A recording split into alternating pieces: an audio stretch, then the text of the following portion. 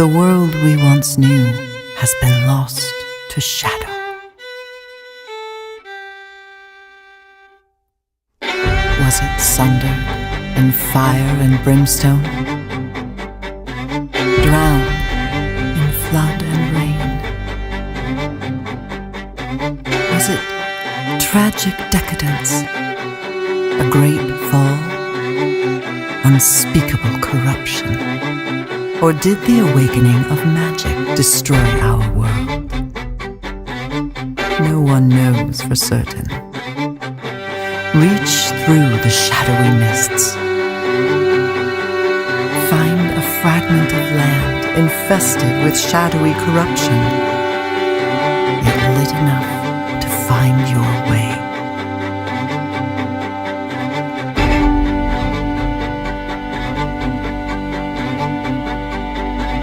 Find a creature of light, a sylph. They are friendly and willing to guide you. Perhaps the two of you can find other survivors. Perhaps this land can serve as a shelter.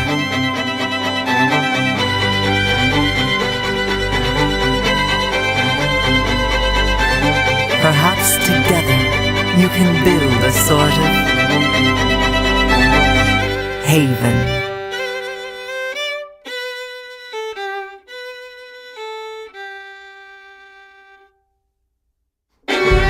Forge friendships to save the world.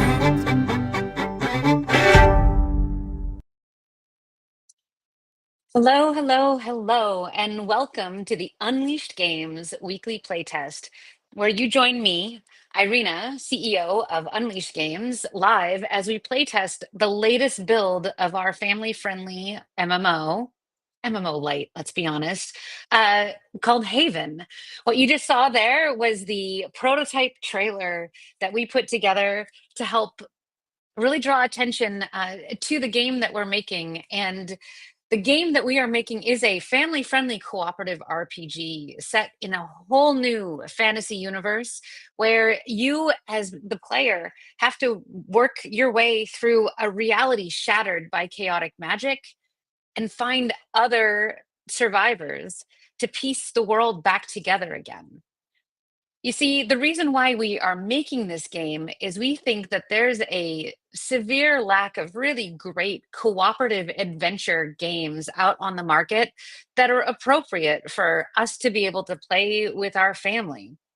I myself have three kids, and the best game out there that hits this mark is Diablo 4. And though, mind you, I love Diablo. I've been a deep Diablo player. You can kind of see like the box set up there. I've been playing since the first one. However, having my 7-year-old play Diablo is just probably not the best life choice as a parent.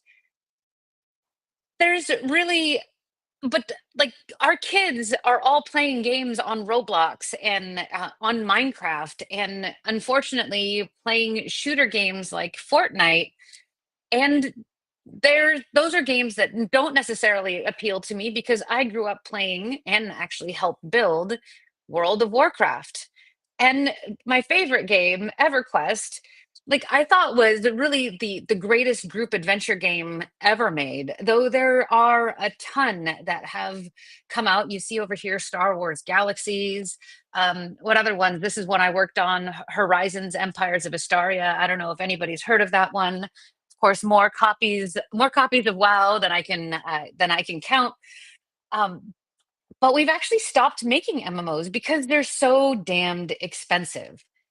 And that's why we do these streams, is that we're trying to find supporters, we're trying to find potential investors, folks that will help us bring this game to market, because we know that there are a ton of people like me and like you all watching that want to play a really grand a really grand adventure, but don't want to be, inundated with blood and gore or horror themes, which have their own place, mind you.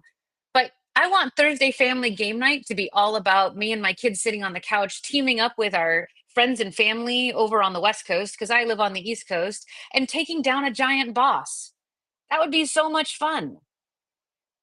So if you are a believer in, great family gaming that isn't necessarily Nintendo and is more Marvel Ultimate Alliance versus Roblox, please share us with your friends, share us with your family. And in particular, I'll add the URL here on the screen. Sign up for our beta and soon to be our Discord alpha group, Haven at haven.unleashedgames.com. That's where you'll get set up on our mailing list. We'll tell you when we go live, and also we'll need your support to really help spread the word about this game and the new changes that are coming, and in the future our Kickstarter, so that you can help us again boost the signal. That's where we need the most help. So, what we do on this playtest every single week is we bring on friends from the industry, those that have a deep love of MMOs, some that have never played MMOs, and we playtest with them. We give them a glimpse into the game that we're building, we get their feedback, and really get some insight from their unique perspectives on what it is that we're building, any changes that we should make, what they like, what they don't like.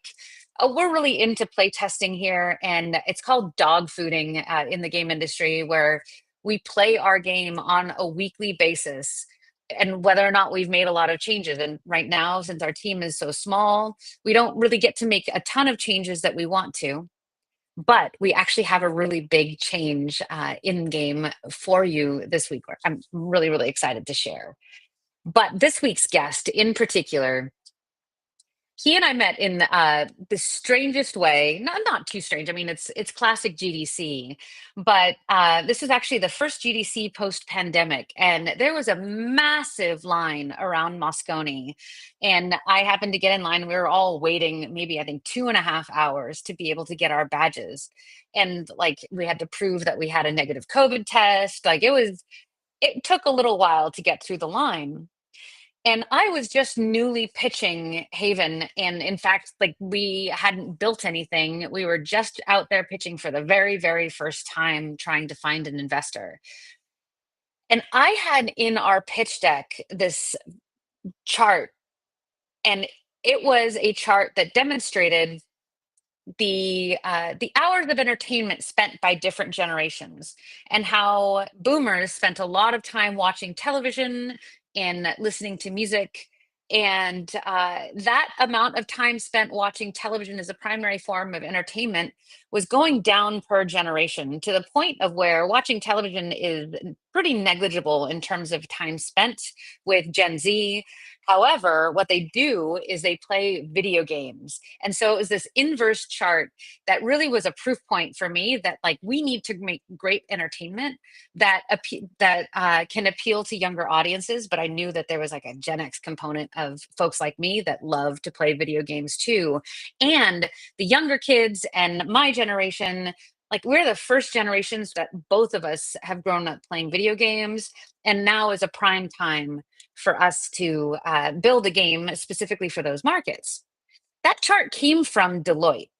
And Deloitte, I was told that we had to use some chart. We couldn't just use like a random chart off the internet or data off the internet, that we should use it from a proven source like Deloitte, because then people would take it seriously. So when I got in line, I met Richard Goldsmith. He had a badge that said Deloitte, and I was like, "What? You work at Deloitte? I use your chart.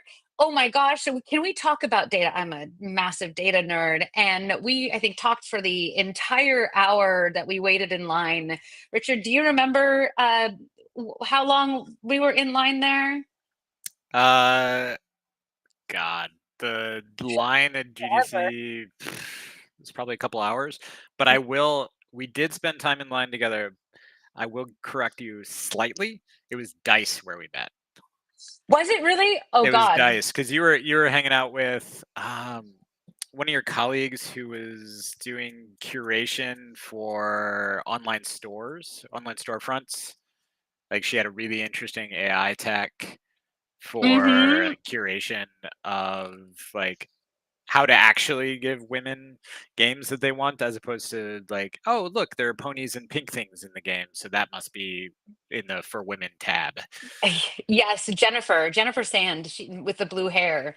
She also is a badass. She did not get funding for her project though, because people don't I'm think that women play games. Well, and not even that, but like the foundational tech for it, like is so smart. Like if you look at the storefront for Sony, Xbox, Steam, like none of it's personalized.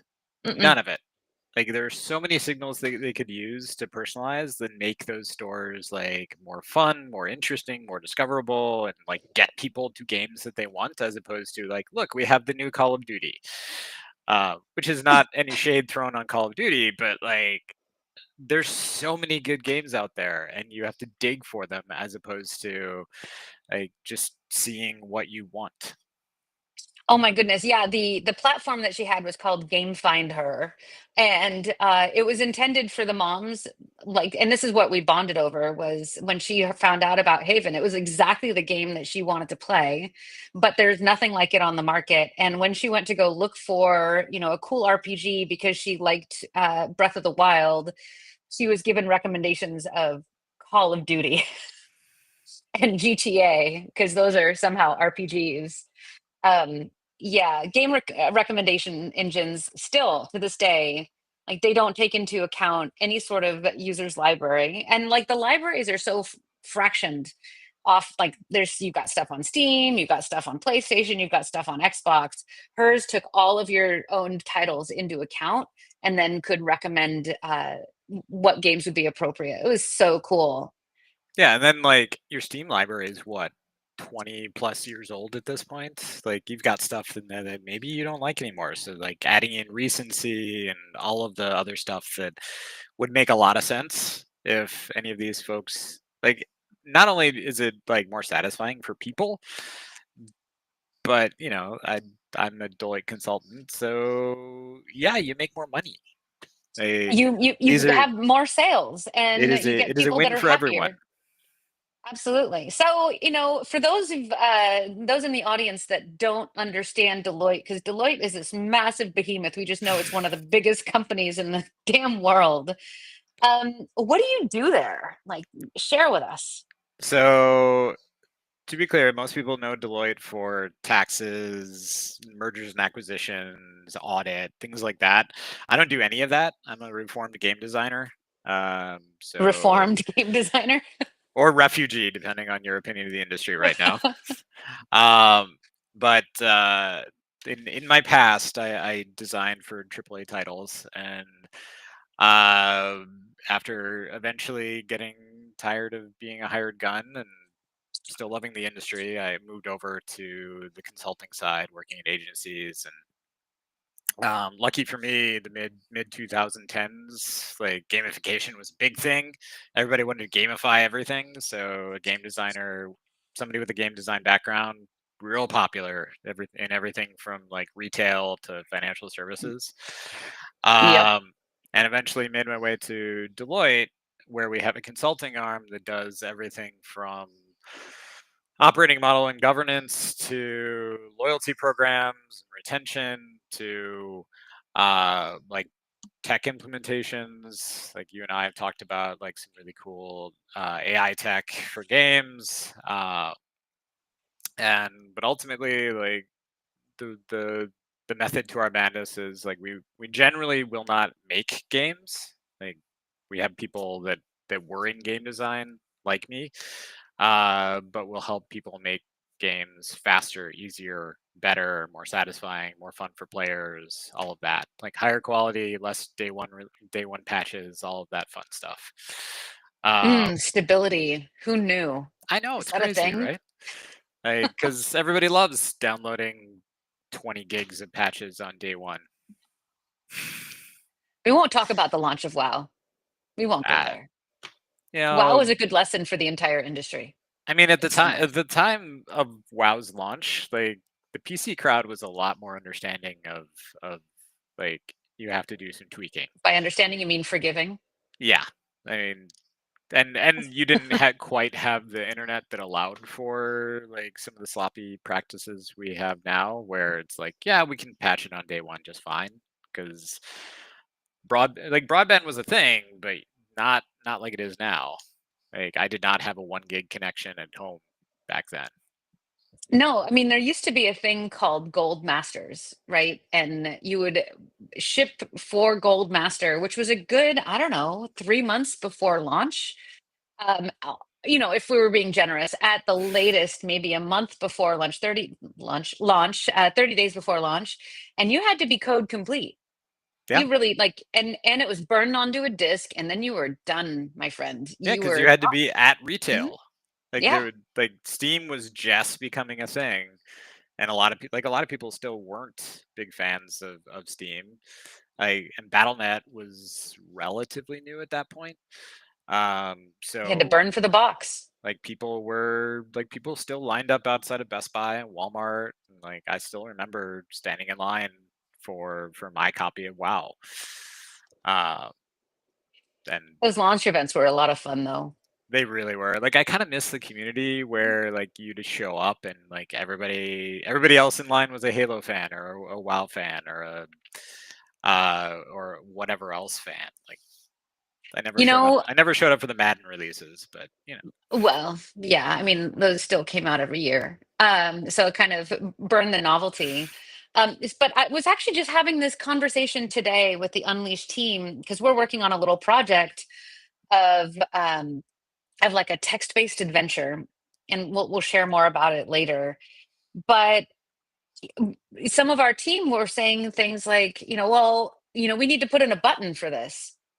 And my thoughts were like, actually, no, we don't necessarily like need a button to create a convenience. And I feel like our download culture, our like streaming culture, we have broadband, has created this sense of convenience, but it's also it's contributed to our isolation because now we don't have a reason to get out and go buy the box, or like, we don't want to print these things, these are too expensive. This box of WoW cost $60, but it probably cost like, 25 to 30. Actually, this was $100, I think, but 25 to 30 to actually print it for all the cardboard to be manufactured with all the hundreds of thousands of copies. But you know what? I think we miss that.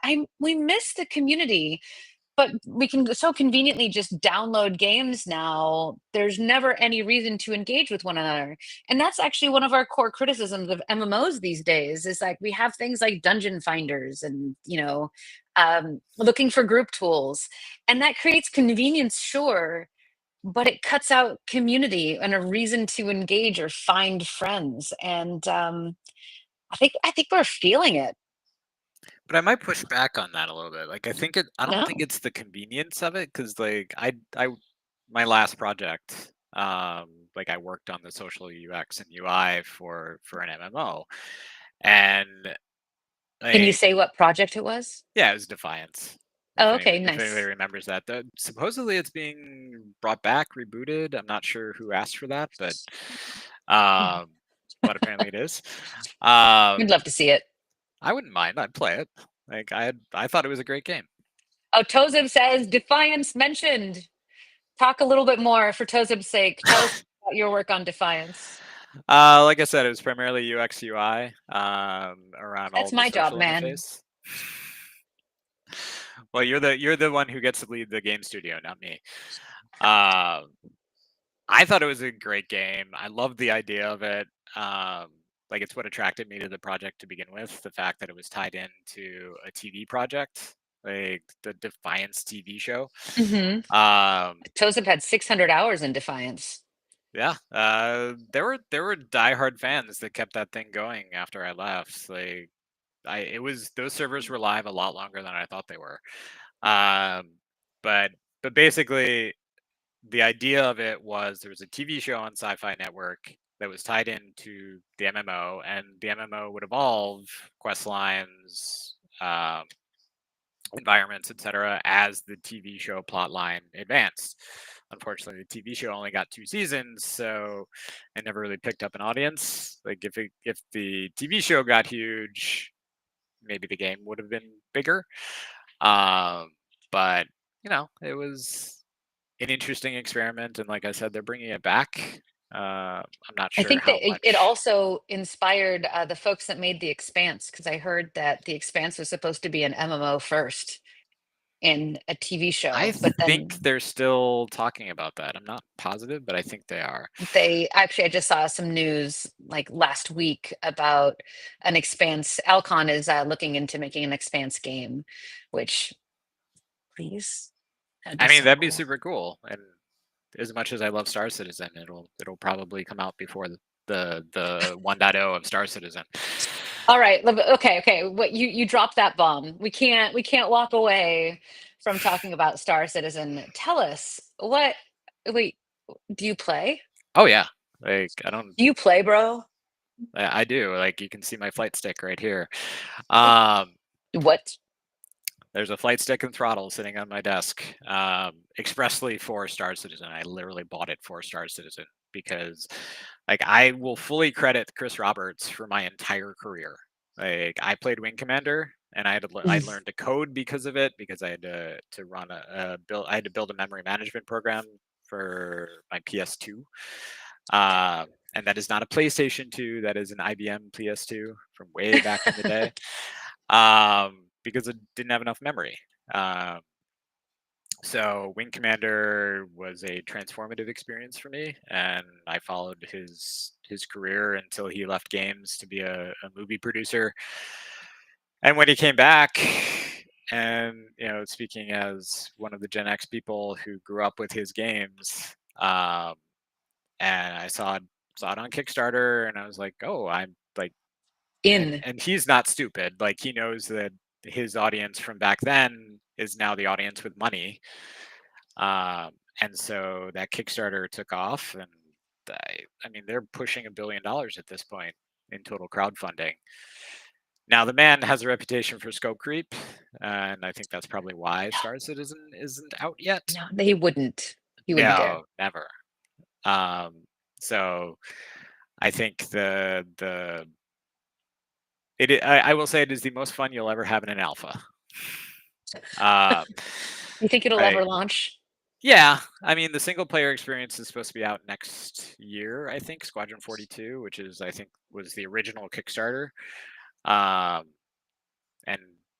then Star Citizen 2027 maybe. They're doing some really interesting stuff with the server architecture. I think there's probably easier ways to do what they're trying to do, but far be it from me to tell Chris Roberts how to do things. But it is really fun. I have more money in that game than I want to admit. Because spaceships. Like, come on. Because spaceships. Because spaceships. Like, do I buy fully into the death of a spaceman concept that they've got going and how hardcore they want to make that experience? I'm not sure, because it's hard to tell that not all the systems are in, and death is, I won't say meaningless, because you lose a bunch of stuff, but it isn't what they're saying it's going to be, which is permadeath. But I just, I tell people, if you like just flying around in a spaceship, it's Hold your game. on. I gotta pull out. Where did she go? There's a box in here hiding. Is it? Yep. Hold on a second. From my archives, did you ever play this one? Earth and Beyond? Yes, long time ago. This is a Dark Horse, very underrated, but It was fun. I had so much fun in that game. Or like the original Elite. You remember that? No. The original Elite, like same deal, flying around in a spaceship, like, and just flying around in a spaceship. Period. Like that's all I really care about. I played a lot of Eve. Though that was like Eve is not flying around in a spaceship. It's not flying around in a spaceship. Eve is living in a spreadsheet with and buying spaceships. Or like my favorite part of Eve is like, yeah, modding them. But like my favorite part of Eve is like the community stories that come out of it, like the hunt for Titans in the game. Like the groups that are like in every other game they would be considered griefers because all they're trying to do is blow up your biggest asset. Beanies. And they full on stalked people, like even trying to figure out like what the schedule for logging in for some of these people was. Like it was the amount of dedication to that game was insane. Are we missing people watching? Are we missing any cool sci-fi MMOs that have been out that we should be name dropping? What other MMOs have you WildStar. played? Oh gosh, WildStar. Actually, somebody on our team worked on WildStar, and I I have a loved bunch of friends that WildStar. worked on WildStar. They play the little like raccoon squirrely guy. I can't remember what they were called. It was the first MMO I played that WildStar was had like beautiful. it was gorgeous. It was the first MMO that I played that like really had like hitbox kind of things. Like you had to actually aim, which Is added a that level good of for MMOs? I liked it just because it had added a level of engagement that I hadn't seen before. Like, and it made you feel like you had um some agency in trying to dodge things and like stay out Hmm. of the way of attacks. Whereas sometimes, especially in PvP in WoW, like you would duck behind a hill and you'd still get a warlock hitting you with a Yeah, projectile. yeah. Um, Joseph says he loved the telegraph system in WildStar. yeah. But it's another one where like it's just so hard to get an audience, like a sustainable audience in MMO. Like the one I probably played the most was City of Heroes, and just because I'm such a comic book geek. And plus, like to your point about family oriented, I played it with my son a lot. Hmm. And it was a lot of over the shoulder gaming. Like he was probably 7-ish. And so it was a lot of him standing behind me, telling me what to do, or me standing behind him and helping him. Or I had a occasionally, friend, Nellie Hughes, worked on City of Heroes at Cryptic, and actually, I just met with Jack Emmert yesterday, oh, which very cool. What did he he's know? What's he working on up to? something really cool. He's building a Warhammer 40K MMO. See, they did Warhammer Fantasy. That was another one that I had a lot of fun with. Um, but I don't think I've seen a 40K MMO yet. Nope, Like, it's and it's still in development. like you give me orcs with cyberboars, I will ride around all day. Like, because that like I Nothing don't wrong with care that. about any of the factions other than the orcs because like orcs who make their technology work by sheer belief and speak with Cockney accents, done. Heart Nellie. Nellie is amazing. Shout out to Nellie Hughes, whose son is literally named Jet Danger. Danger is his middle name. That would be probably one of the greatest pickup lines you could possibly have. Absolutely, absolutely. He just graduated from high school, so he is going to be off to the races.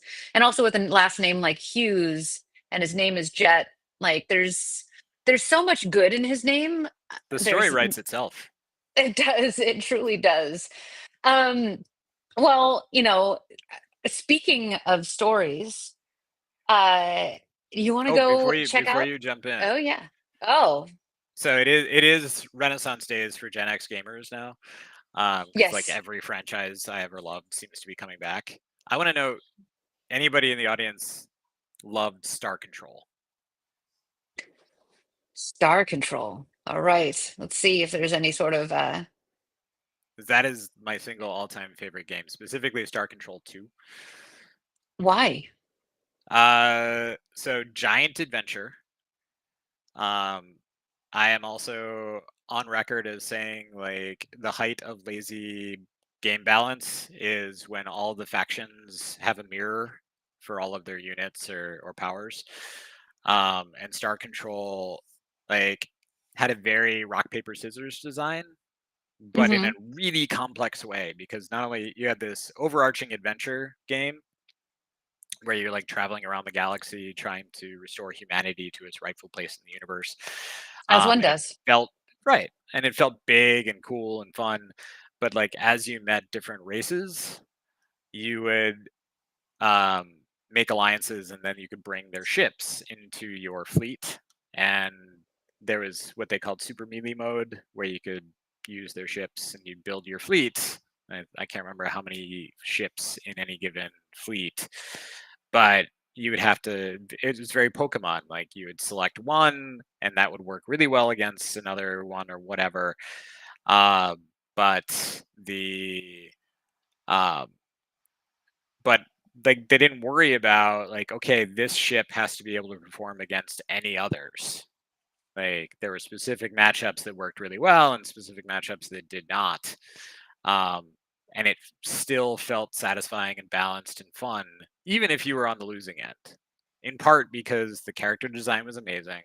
The sound design was incredible. Like I can still hear a lot of the sound effects from those individual ships like in my head. And Oh, I love it. even the victory themes, I still remember them. Um, and it certainly helps that like it was the first game I had ever played with a sound card, Mm-hmm. and it's like it was so good. And now they're bringing back then they're bringing a sequel for it. They kickstarted for it, was fully funded, and now um, we're going to see a new Star Control game.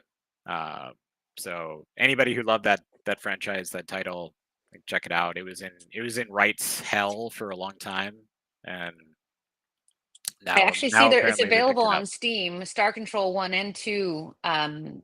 So if you want to go check it out, huge endorsement. And I see it's like 9 out of 10 on Steam, and GOG.com has it at 4.7 out of 5. Like It's so legit. good. The Star Control 1 was more of a tactics game. Like it was basically rotating a star field where you would have to like take over a system by fighting another uh, ship or ships. But Star Control 2 is this big grand adventure. Like humans were stuck in there, like with a shield over Earth, and they couldn't leave. But there was a group of refugees or explorers that had crashed on another planet, and the bad guys didn't know about it. And there was a precursor ship on that planet, and they fixed the ship and took off and went back to Earth. And like the races are funny. Like the dialogue is super clever. Like I loved it. Clearly, Richard is taking us through a master class of great sci-fi games, which we severely, I think we still lack great sci-fi, because it's such a potent genre. One of my favorites, actually, from way, way, way back in my text adventure games era, is Trade Wars 2000. oh, I That's a love deep Trade cut. Wars. As just, I'm glad you played it. I'm really showing my age right now. But Trade Wars, I would play for so many hours mining asteroids and just like trading them from system to system. I had an incredible star base, and a whole fleet of freighter ships. Um, and I think I'm, there's crickets in the audience. I guess I'm way too nerdy for this. Yeah, But I mean, you know, somebody commented in the Twitch chat, like, had to Google, let's put it this way, I wasn't even born yet, which, d- makes me feel good about where I am in life. truth, truth. Well, I think I think we should go play Haven. You want to play Haven? I'd I'd love to love your play Haven. opinion on the sci-fi in Haven. All right, here we are. We're gonna switch over,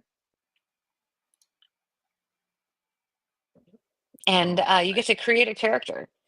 It's a little rudimentary character creator, but it gets us there. well, I mean, Monkey you shines. probably don't want, let's go. I played a mage on that mobile build, right? I think so. I don't know. I I think always so. play a mage, Let's go so warrior. let's hope my microphone.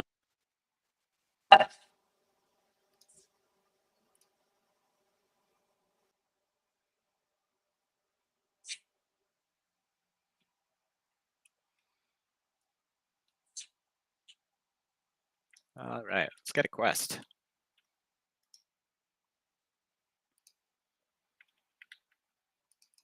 There we go.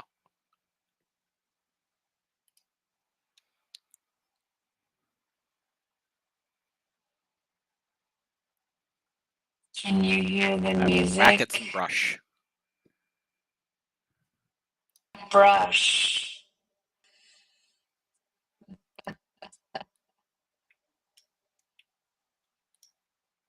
Of this, that the big change that we made this week is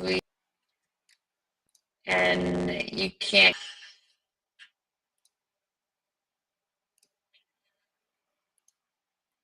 Oh, What was the big robot change? voices. We added music.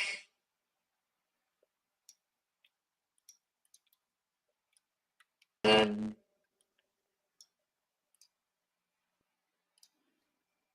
It's Restream, man. Let me see if I can get it loaded a Unity editor and not copy.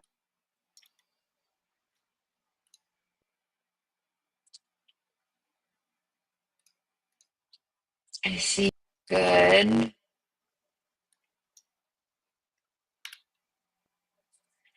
Now make sure to check. You're breaking up a little bit, Irena.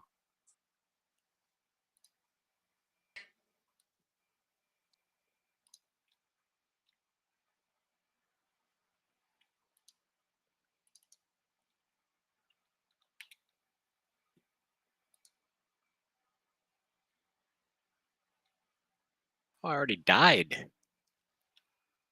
We're a hardcore game, didn't you know? I didn't expect it from the whole family friendly thing. Just because it's family friendly doesn't mean that it's not hard. It's true. You want to instill some proper get good values in your children, right? Absolutely. You will be punished if you don't pay attention. I just figured these are the bunnies of the game, not so much. Oh no. And plus, you wouldn't kill bunnies in our game. No, we couldn't. Maybe they're demon bunnies. You don't know. Well, these are demon tree stumps. Apparently so. Okay, now I know what I actually have. Let's see if we can kill a kraken root.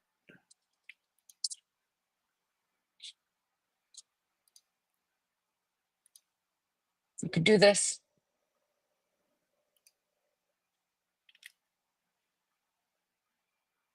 Nope. What am I missing here? Check position number 6. You've got a buff. Oh, yeah. Does it auto target me? Yes, it should. Okay. There you go. Let's apply some burning.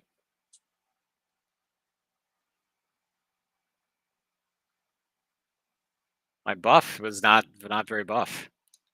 Oh no. Okay. Is the new stuff in game hardcore mode? Yeah, apparently. Hold on. I'm gonna come and save you. As you know, you clearly need saving. Apparently. I did not have this much trouble with the mage.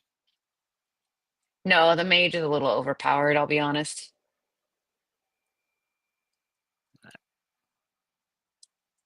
Hold on, let me find you. I'm trying to avoid getting eaten myself. Oh God.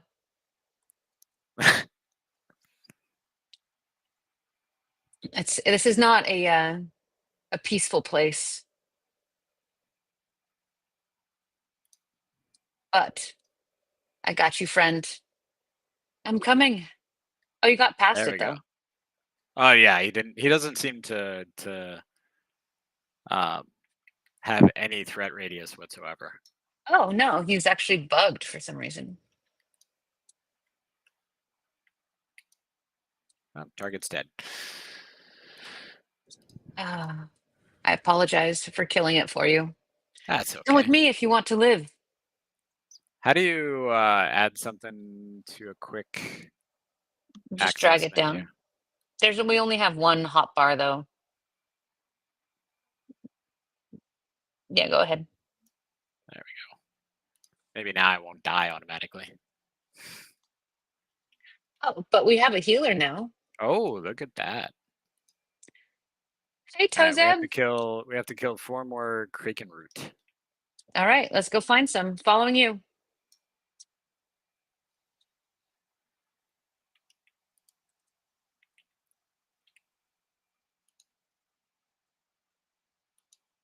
There we go. Yeah. Oh, you got an axe too.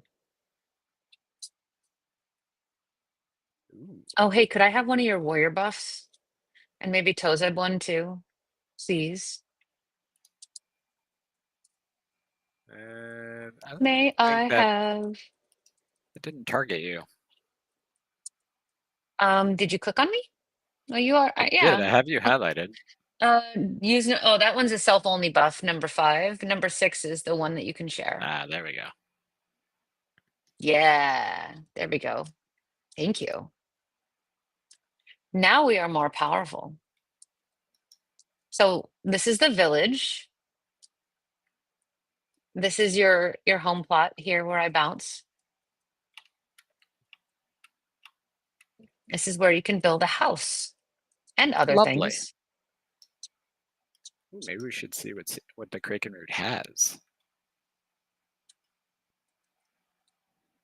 Oh, did you not? We didn't loot him? We didn't loot him. It's like amateur hour here. What were we thinking? I know. You kill something, you have to loot the body. Absolutely. It's disrespectful otherwise. What is happening here? Oh, you just found our debug area. I'll stay away from there then. But there is a blue crystal back there. You might want to loot that. I'll get it. I got you. Now I'm just looking for more Kraken root. I think I need like 3 more now. There we go. That's good. That's good. And you should be able to solo him now.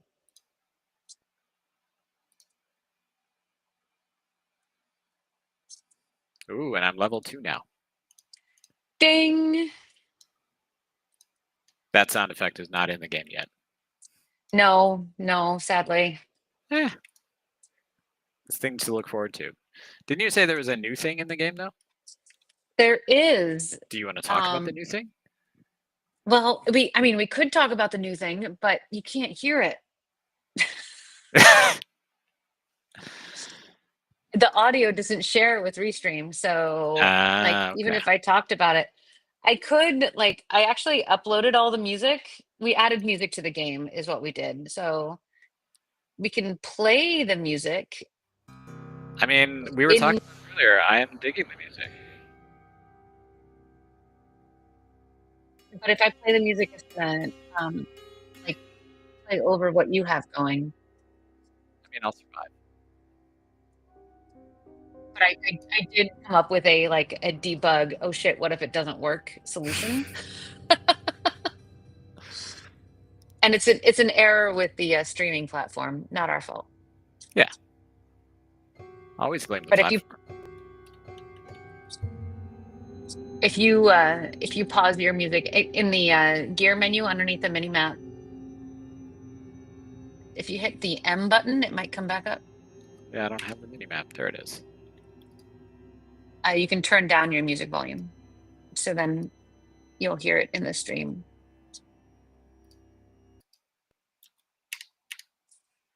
There, I'll play it that way. How do I get rid of the settings menu? Hit the gear again. It's a toggle. Yeah, that's what I'm doing. Oh, Doesn't want to go away.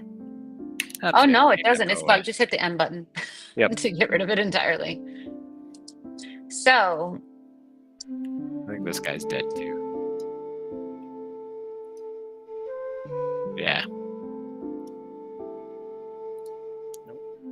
how many more do you need?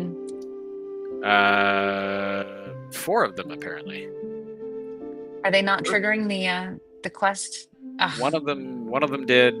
The others don't seem to have. Nope. All right. Yeah, Well, that's a we're partied up bug. though, right? Yeah, but we all get credit.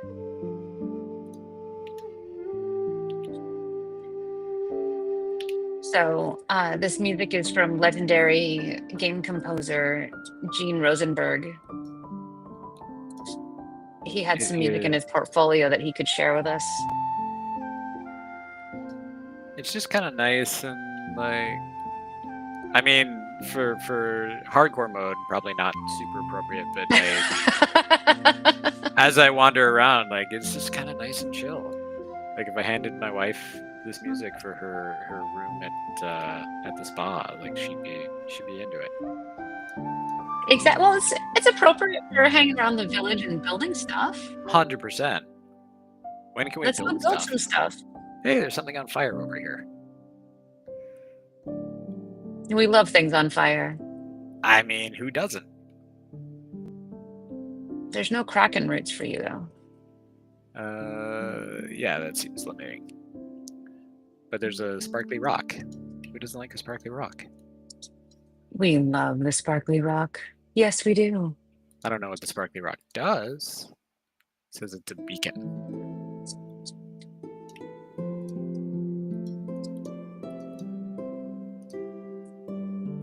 Yeah, she wants me to kill more Kraken root. We have credit for 2 of them. Yep. We just have to find more of them. But they're all dead.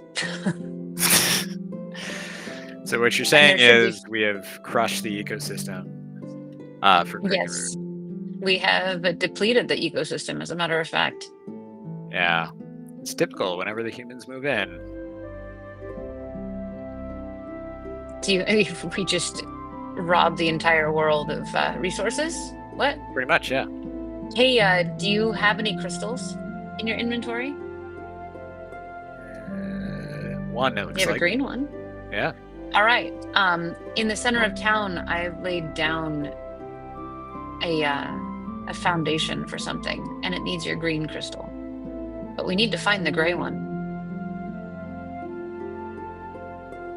This is the foundation. Mm-hmm.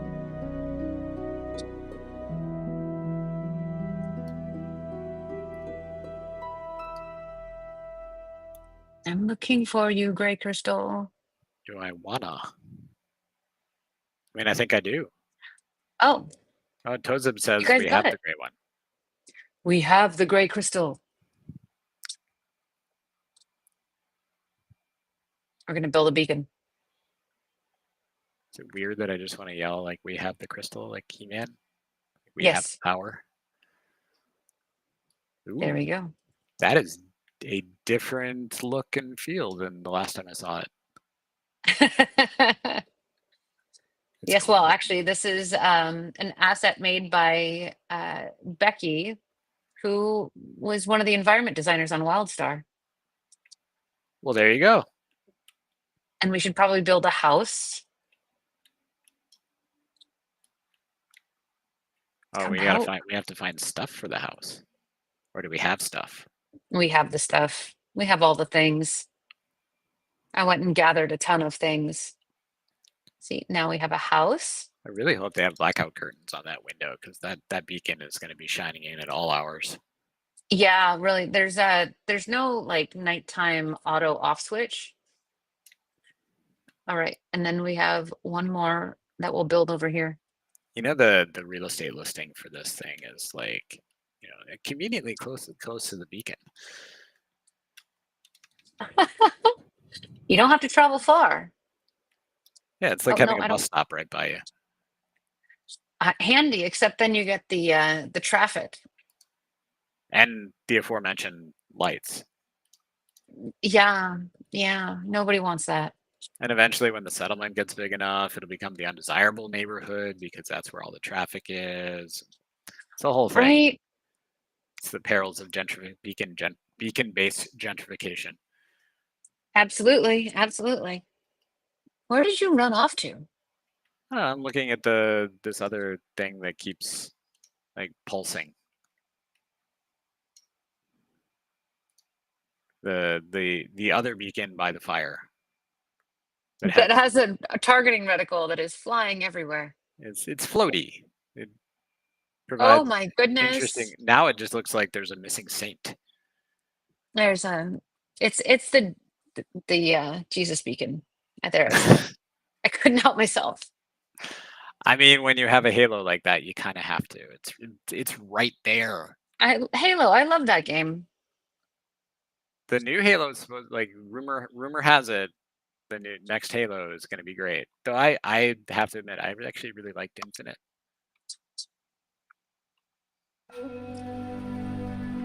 I didn't play much Infinite. All right. Do you have any cotton? No, I have mushrooms and boards. Well, the mushrooms aren't going to help us this time. It might have under different circumstances, but I mean, mushrooms might give us the ability to imagine cotton. potentially. But I think we may have to go on an adventure to go get some cotton. Yeah, it doesn't really look like there's a cotton, a location with cotton anywhere around here. So how does one go on an adventure? Well, come find the beacon.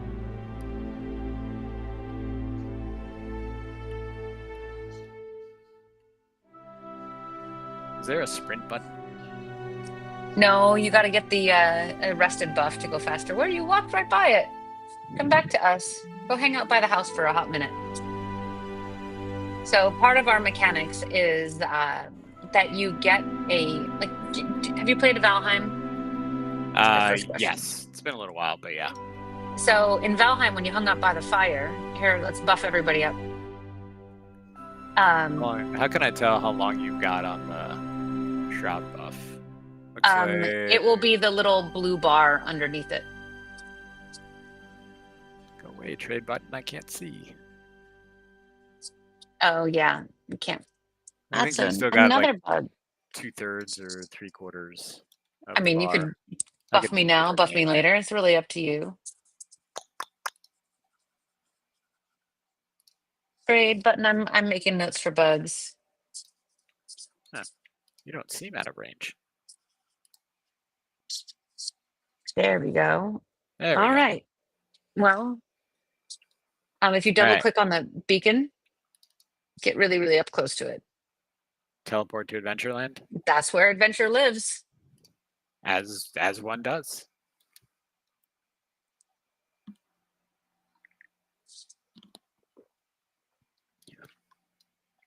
Ooh, and we can take care of some Kraken Root while we're at it. It's like one-stop shopping in Adventureland. You get everything.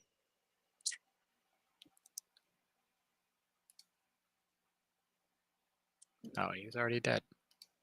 Ooh, not only do I get bark, but I get enchanted bark. We'd love to see it. All right. So what drops cotton?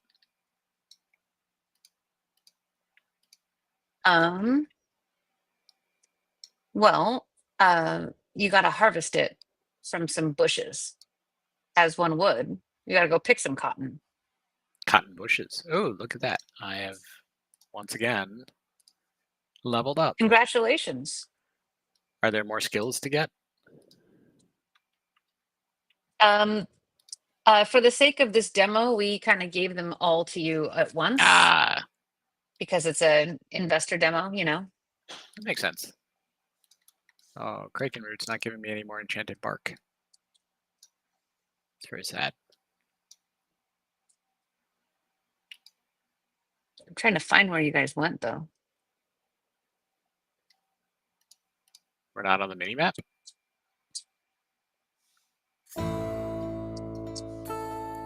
Boo. My Kraken Root kills are not registering. No, I don't think that they're. I think the creatures are kind of bugged in this area. They don't give you credit, sadly.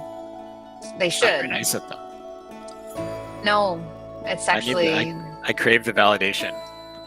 I mean, that's why we play these games, right? For validation. Exactly. I need to be validated by ambiguously plant-like creatures. Plant-like octopus, cephalopod type creatures. They've kind of got like eldritch horror vibes. They do, and that's kind of somewhat the intent. The vibe is supposed to be, dark, corrupted shadow creatures. That's also where Critical Role is at the moment with their Daggerheart play demo. Oh yeah. Well, I mean, that's how we feel about certain aspects of life, is that things get corrupted beyond recognition. I'll refrain from turning that into a comment on humanity. But I do now have. I'm thinking it though. You did find. I have good. 4 cotton. Well, we're gonna need more than that, so let's keep going. Now I have 9 cotton.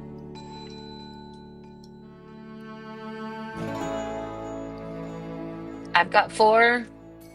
How much cotton do we need?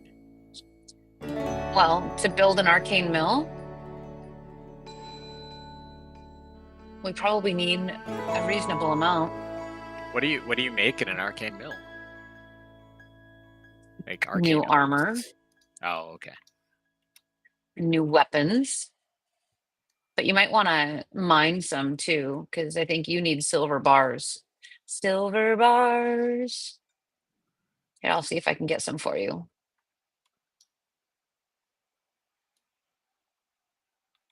Yeah, these giant fingers of stone. I got some silver for you. Ah, there we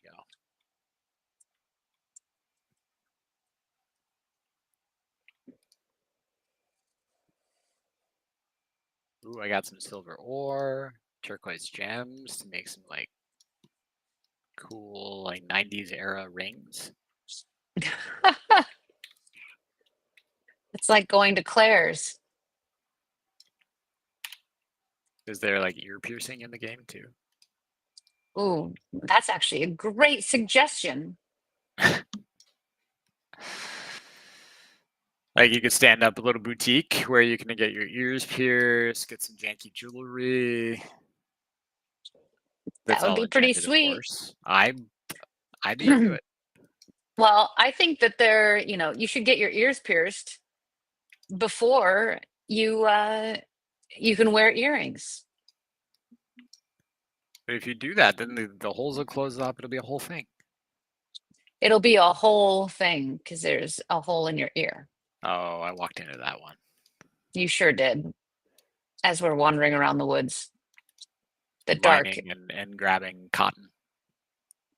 And getting attacked by sentient wolves. cephalopod tree trunks. I mean, the wolves seem to be the angrier ones in this case. They sure are. Very angry. But hey, I found something. Ooh, Do you need help though? Don't die. I think I'm good. See how much easier it is when you have buffs from friends? And when you have friends. That helps. Like that was always my issue in most MMOs. Cause like I had a day job. I was an adult. So most of the time, like I ended up playing like somewhat ad hoc. Like, oh, I've got time now at 9 o'clock or whatever. So like scheduling a raid with 40 people, not always the easiest thing. That's fair. Oh, I'm in a safe zone. So in a lot of the games I ended up trying, I would end up. Why aren't you hitting it? I would end up having to. There we go. I would end up kind of stuck in the late mid game because like it went from like, okay, I can solo this to like, okay, we need a couple people to play. Yeah. And then on to, oh, there's a boss to go fight. Yes, there is. Are we in a position to go fight said boss? I think we should give it a shot. All right, let's give it a shot. Let's go.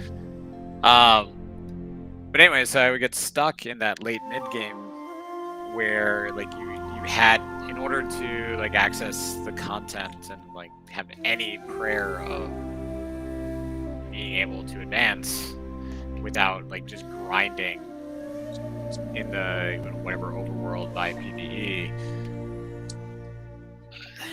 it like progression just stalled out and it stopped being a whole lot of fun. I feel you. And like it's funny because like I do want with this game that you do need friends to progress. Right. Because when you can solo everything, then like what's the point of making it a multiplayer game? But I really love the I love open world games. So thank you for all the buffs. We're gonna refresh. We're doing it. Can't get him to click off of you so I can refresh my own buff. Double click on your portrait up in the upper left hand corner. Thank you. I need to remember to set a keyboard shortcut of F1 to target self. All right, ready for the giant tattooed werewolf? Get in there. Let's get some.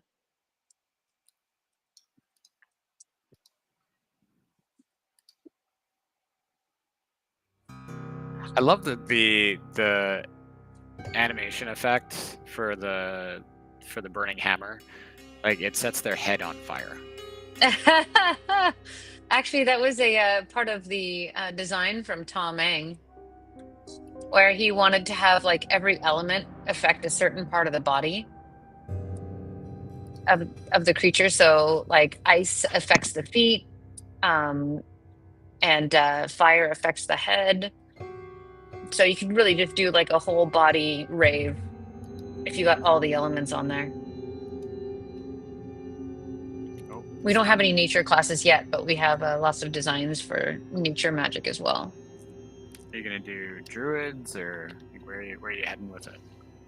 Well, we have a ranger, could be a ranger or a druid, but we wanted to have a hybrid healing and DPS class, which druid would be a great option for that. Here, I'm gonna hit it with my tiny stick. I think another bug. The auto attack is, we'll call it inconsistent. It doesn't stay active. Doesn't stay active, and occasionally, yeah, like the stun turns it off automatically. Oh, interesting. Which might be Yeah, intentional. I don't know. No. Because thematically, like that tracks a little bit. Yeah, I guess. Yeah, the stun would make sense to turn it off. I'm gonna go up here and regen some mana by the fire. I'm cheating on him some more. Just keep tanking him. Toza, you can come and regen up by the fire, get more mana. You have to like step out of the fight, and hopefully you survive while he takes a little break. No, Okay. I think I'm doing fine. I think I have enough mana. Let's get in there. We got this. I'm the one that's short on mana at the moment. Hey, get back here. Oh goodness, get back here. I lost my running buff, so I can't keep up with him.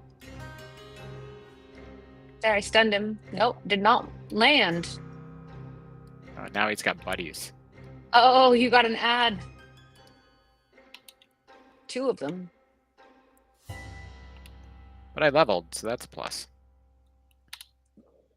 And you got your full health and mana back. Huzzah! And he's dead. Yay! And I got another crude hatchet.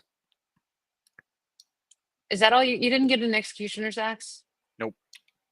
That's too bad. I I'm agree. sorry about that. That's okay. It's not your fault.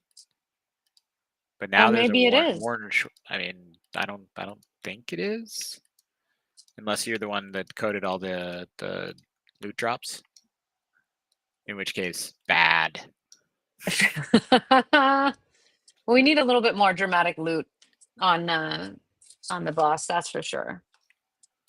We need like a epic weapon per class and have it be random on Kalbamat.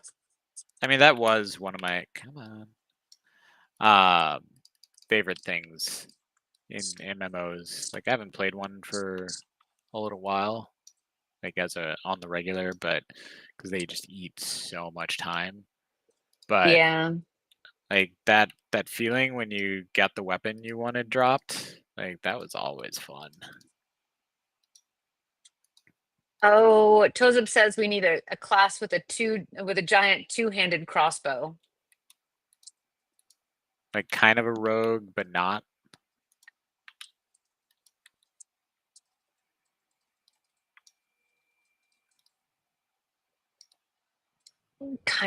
Could a rogue do a like what would that class be? Oh, that's Oh not God, good. we got aggro. Just a bit.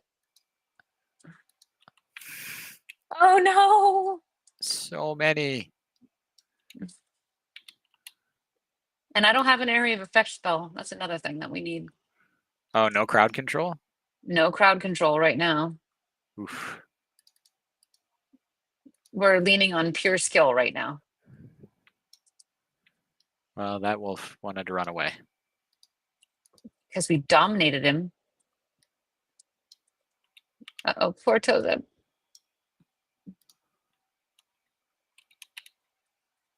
Right. I think we got this though.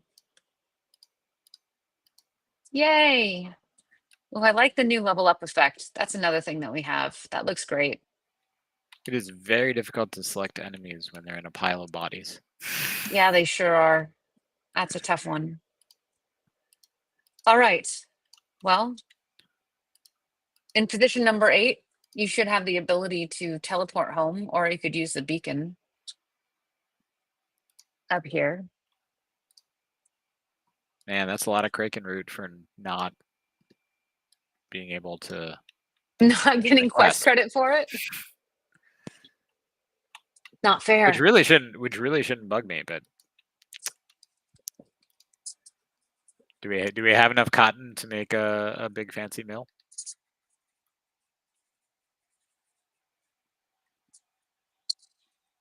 We should.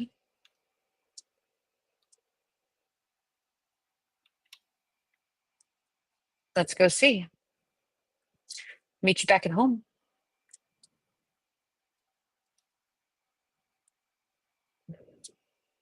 Hey, what is this thing?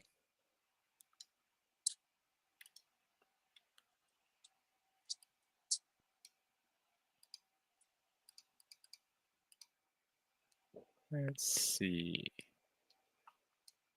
Have all those things. My youngest son is watching the stream, and that makes me happy.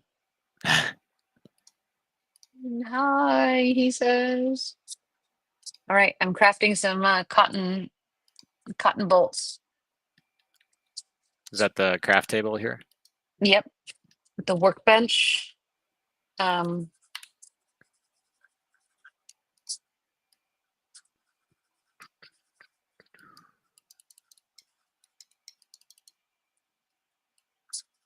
Is it drag and drop or?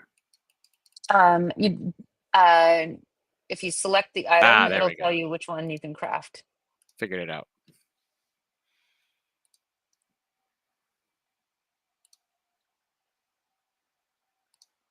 Is there a way to deconstruct things?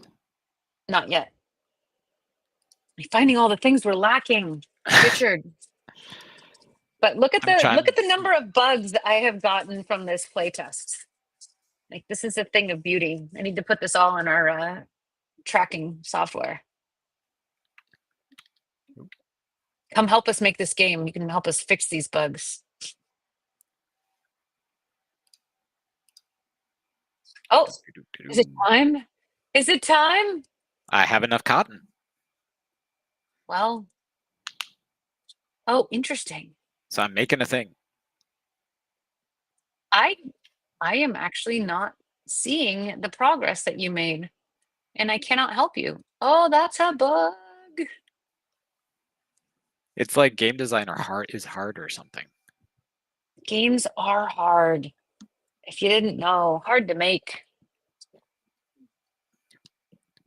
But I hear AI is going to make all of them in like the next 5 years. Yeah, that's right. AI is just going to build games for us. AI can't saw- find these problems and fix them. I saw a demo from a startup that like basically creates point and click adventures by a prompt. Oh yeah. And I'm like, don't get me wrong, I love me a point and click adventure. I played the living hell out of Sierra Online games.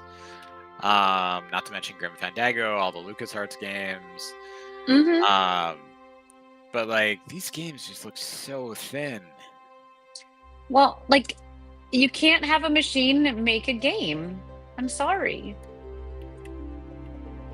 Like, and it didn't feel like there was a whole lot of soul to it. Like, ooh, can we No. build something else on the site? Nope. No, but see, now you're seeing where there's a bug with the arcane mill. Oh, we have a blacksmith. Well, I mean, you've now experienced our game, friend. I mean, you can go and you can craft a bunch. There's a workbench on the arcane mill, and you can make some cool stuff. Though, Let's see what I can make. Maybe I can make an executioner's axe. Nope. Your arcane mill is bugged. This is the first time I've ever seen this, by the way. Maybe if I close my backpack and try it.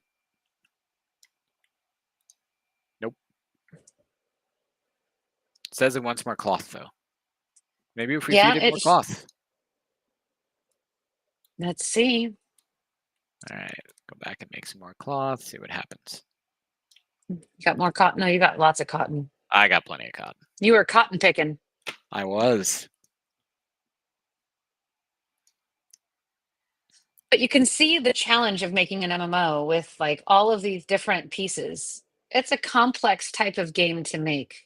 The most complicated.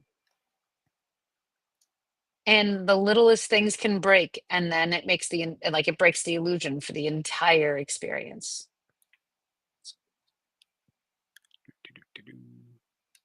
Ooh, what's Tozip's making? Oh, apparently we're building something. We have to build it again. And we did do it right the first time. I actually think we might have somehow placed two arcane mills on top of one another, is what happened. It's arcane millception. Yes. And I bet you didn't have anything else to do two blacksmiths. Yep, there we are.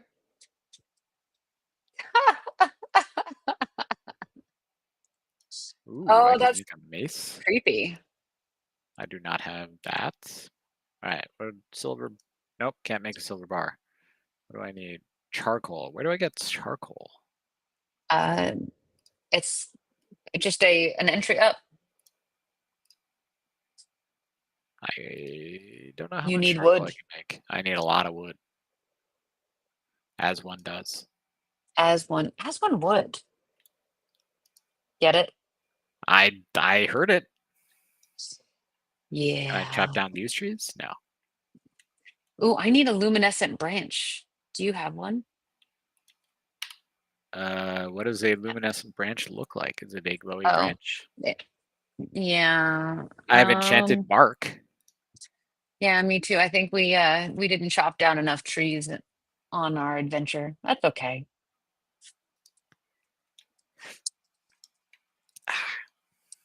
So, thank you, Tozeb. Tozeb gave me a luminescent branch. And I do need something else, I think. I need a sycamore branch too. I don't think I have one of those. I have clay, enchanted bark, a wolf pelt. No sycamore branches. But maybe one of these is a sycamore tree and it'll give me a sycamore branch. Oh, dude, Tozeb just hooked me up. Toadzip's got all the stuff. He does. And I'm going to...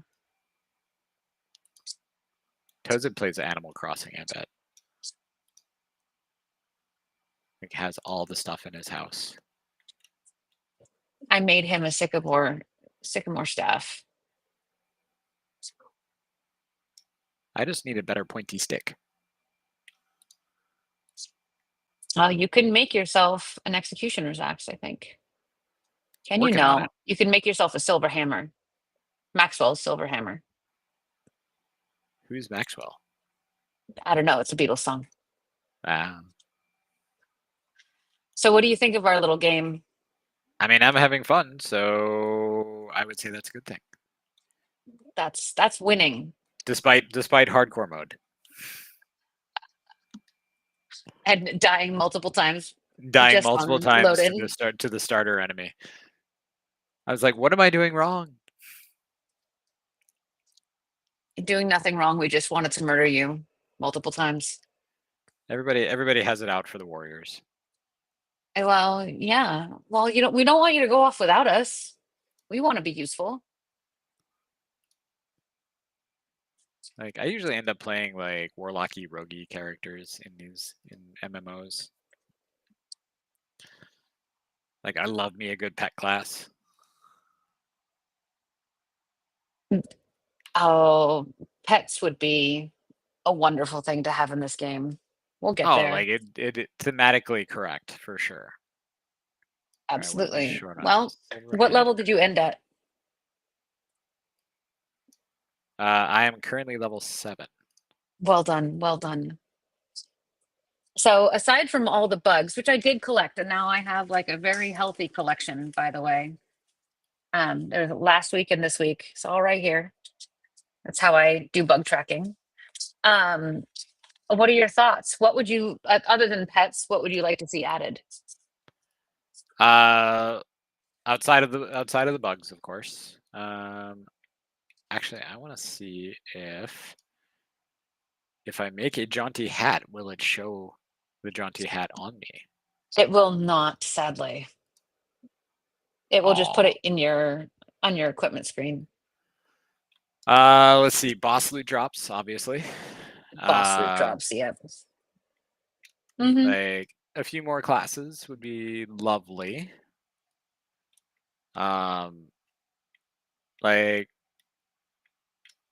Like I get the beacon system, but I also like it'd be nice to be able to like expand this area here to be like a little more adventure hubby. Like what would you put there? Like outside of your town, like to your point, like dark fantasy kind of deal. Like right now, like if you go into any of the arms around the hub, like there are few enemies, but like it'd be nice to have.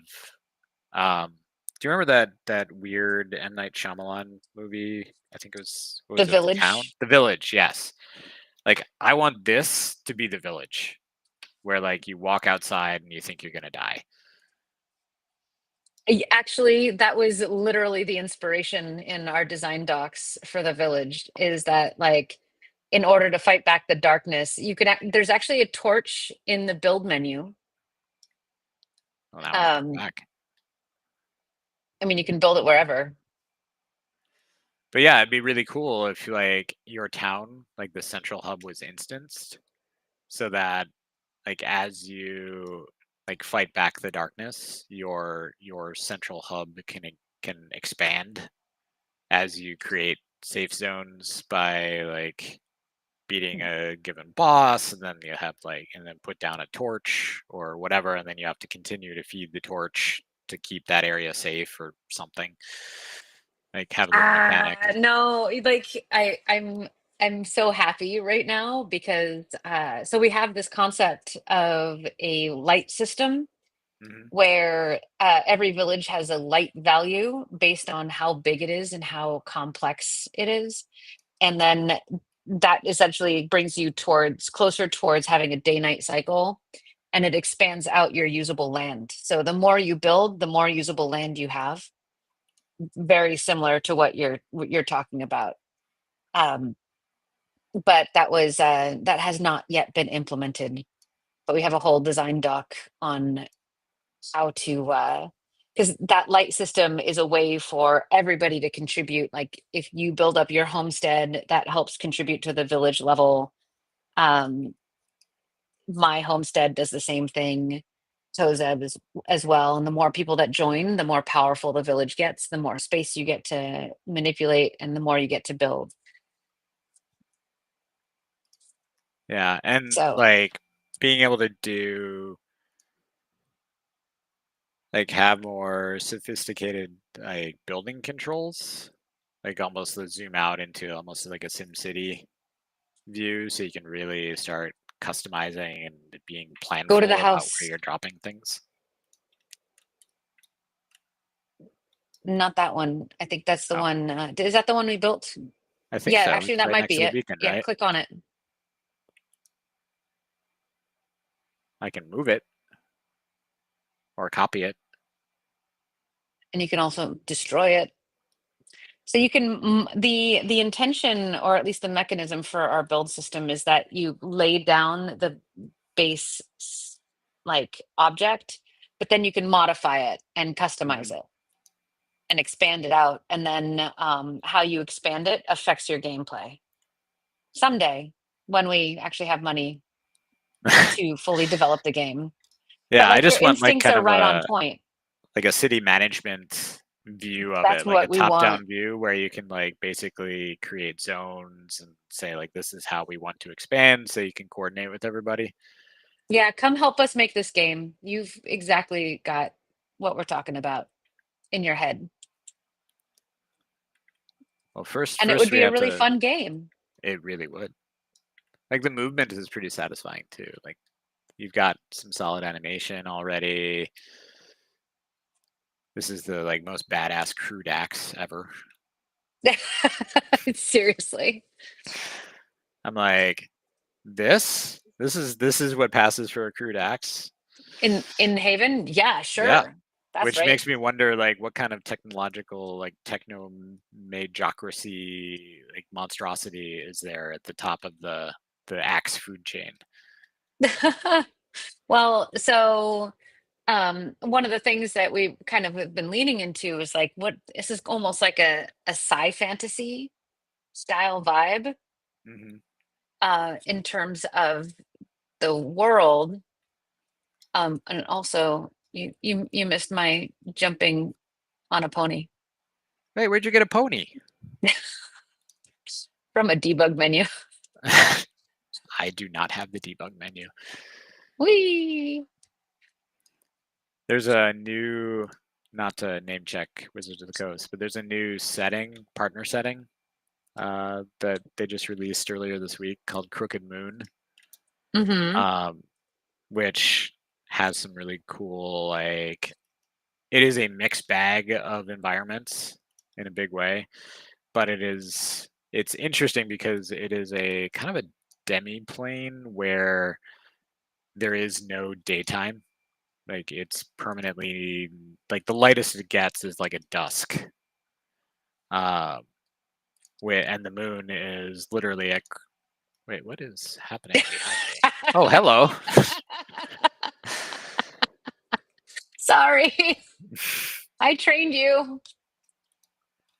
Sorry, but yeah, that's actually part of this. Yeah, that's part of this setting, is that this is a permanite, um, you know, and we probably need to Can't. take this guy down. There we go. Now I molten shambler. Let's get him. Yeah. But anyway, like one of my favorite things, and I think one of the things that, when not a huge priority, but like when you get the bandwidth, like the night sky for sure. Need to Oh yeah. love. Like one of my favorite things, and it's a stupid little thing, in that setting is that the moon, which is out almost all the time, it's permanently a crescent with this really evil grin on it. Ooh, that's fun. Yeah, this is what I was talking about. He doesn't want to hit anybody right now. He's hitting me. No, me, as in my guy. Oh, can you get a little closer? Just walk up into his butt.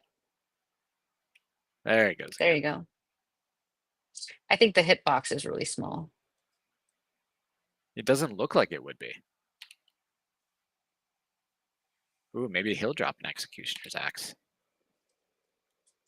Do I have a? I don't have a mana potion. I only have a health potion. Oh gosh, I'm gonna go over here. I think I Maybe got I him. can.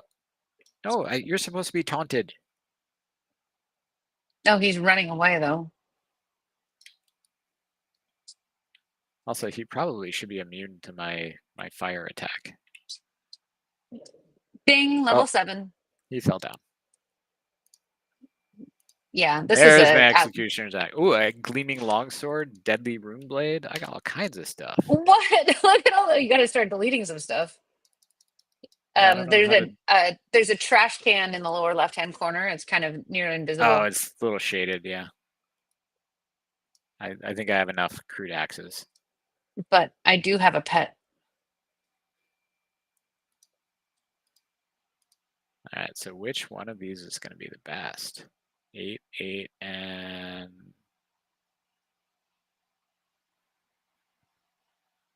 Are they all I the don't know, same? Yeah, they're 8 damage on the Runeblade and 8 damage on the Executioner's Axe. The Gleaming Longsword, less than I thought. There's only 4 damage. Well, which one looks cooler? Let's find out. Here. No change for the Executioner's Axe. Yep. Well, is there? No.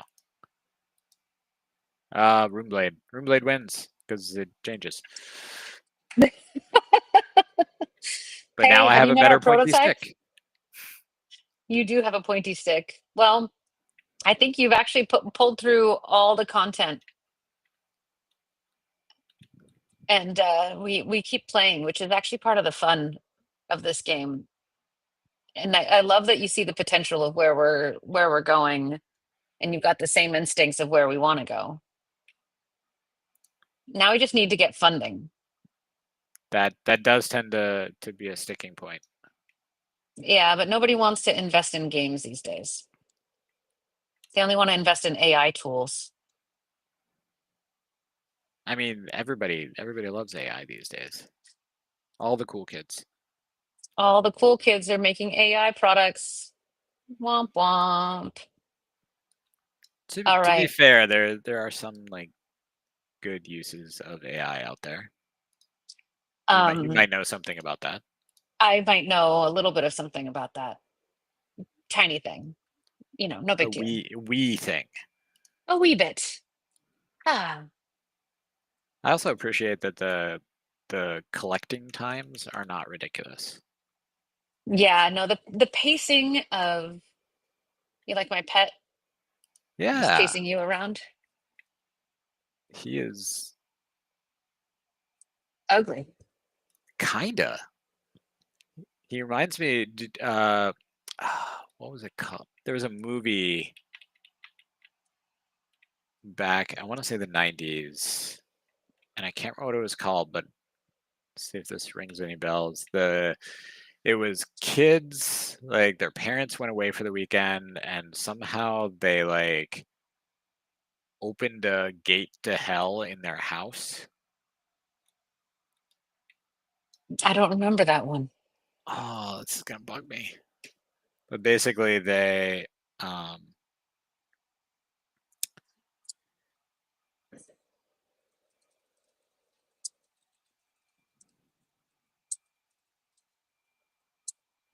the gate. The It wasn't Gate? 9. Yeah, it was called The Gate. The IMDb summary is kind of beautiful. Kids left home alone accidentally unleash a horde of malevolent demons from a mysterious hole in their suburban backyard.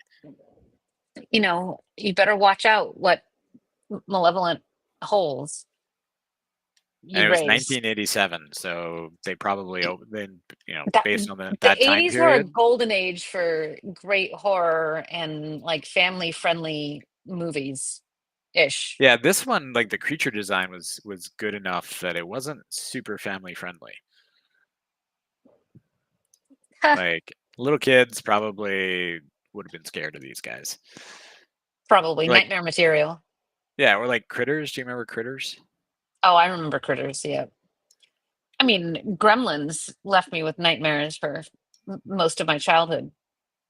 I just referenced Gremlins 2 the other night with my wife because there was I don't remember what we were watching, but there was somebody on like some terrible reality show that like Netflix just started playing.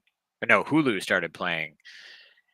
And I feel bad saying this, but like I pointed out to my wife, like one of the characters on the show looked like the female gremlin. That's no good. That's no good. And I was like, that's what happens when you go to the wrong plastic surgeon. You look like the girl gremlin. Oh my God. That's not ideal. Not ideal. Not All generally, right. no. Well, I think I mean, you don't have to stop playing. You can just keep playing. I'm not Where gonna does the I wouldn't. what does the redstone do?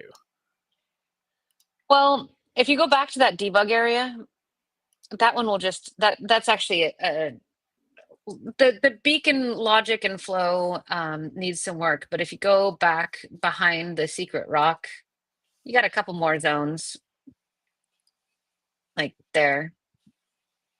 Oh, that goes to golem layer. Go ahead, go. I just want to see what can- the other ones do yeah. first. Island land. And there's another one that's not even spawned. That will take you to Cobblemott's lair. Yeah, same But as the other one. we also have Christmas Town, so Winterland. Nice. Like for the seasonal events. Absolutely. All right, let's go see what Island Land does.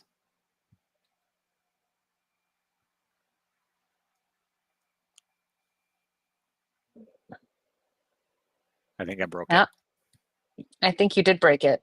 Yeah, no promises that Island Land actually works. That's why they're debug. If you hit 8, you should be able to teleport home. Nope. Yeah, no. Nope. Oh, because I see you standing there. Oh, you crashed the server. I can throw that on the bug list. Well, and that's it for our playtest session, folks. Apparently so.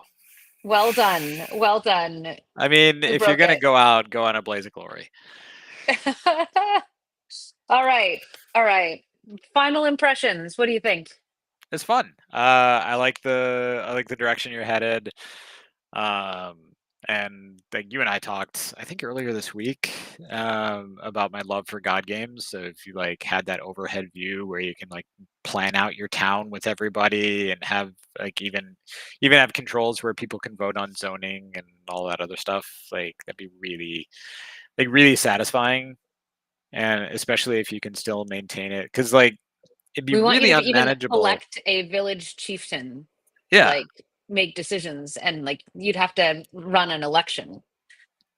Yeah. And then like setting it up in a way that allows for like smaller groups to make their village, but also like, for the people that want to have a 40+ member guild, they still can, which would be a really fun set of social UX to play with.